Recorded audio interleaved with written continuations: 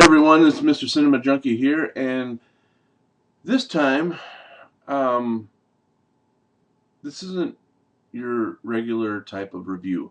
Yes, I will be doing a little bit of a review of some movies, but it's moreover a review of a product, if that makes any sense.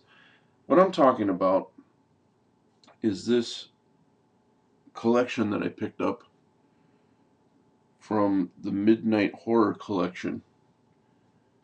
And if you guys remember, I talked about this, and I picked it up for this movie here, I Am Omega. Now, there's three other titles on here: Last of the Living, Grave Mistake, and Awaken the Dead. Today, I finally watched the final movie on here, Awaken the Dead. And very quickly, in order of the one I like the most to the one I like the least, I'll touch on each one of these titles. Last of the Living is kind of like New Zealand's answer to Shaun of the Dead. Comedic, lots of zombies, your zomcom there. Um, Bunch of slackers who basically just live in whatever house they feel like living in, and they go shopping by jumping in this guy's car and having to battle zombies along the way, and just basically living the life. They play video games all day, watch TV all day, movies. Anything they want is theirs for the taking, and that's basically how they live their life. While they're out, they stop at a church that's being attacked and find a man and woman in there, and they talk about taking a blood sample from a zombie and taking it to a lab, and then taking that sample to this island where they're working on a cure. So our three heroes decide to help her out, but along the way, they lose guys and stuff. But um, the ending was a little bleak, but overall, I really liked this movie, man. It was funny. It was very entertaining. Definitely liked it. Second, I Am Omega. Now I've done a review of I Am Omega. Um, if you didn't see it, basically it's another story from the book uh, I Am Legend.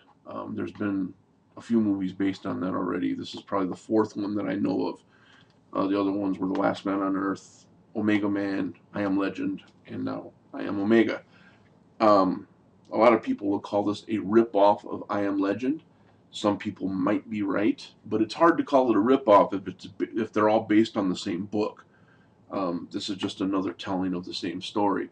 But there are some scenes where you'll look at it and say, "Oh, wait a minute, they're trying to look like I Am Legend."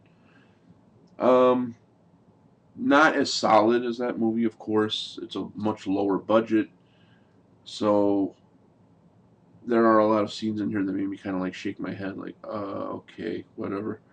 But overall, I really liked it. It wasn't as bad as people said it was. So that was also a win. Next, Grave Mistake. This one was comedic in some parts, and you could tell it was somebody's pet project.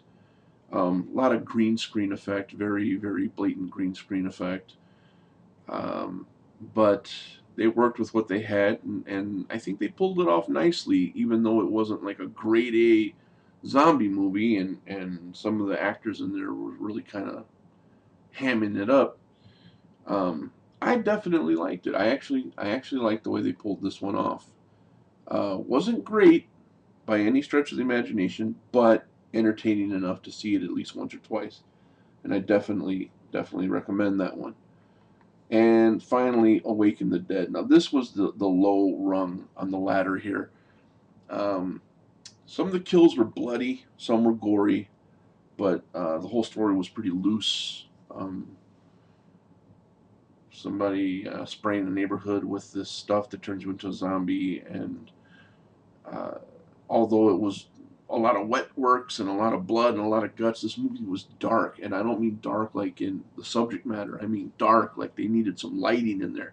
There were a lot of times people would be talking, and all you could see was a silhouette. You couldn't see their face at all because the light from behind them was drowning them out, and then the area around them was very dark too. So there were a couple of times I was getting a little frustrated watching this movie just because I couldn't see what was going on. But all in all, if you know, if you skip this one altogether, you're not missing out on anything.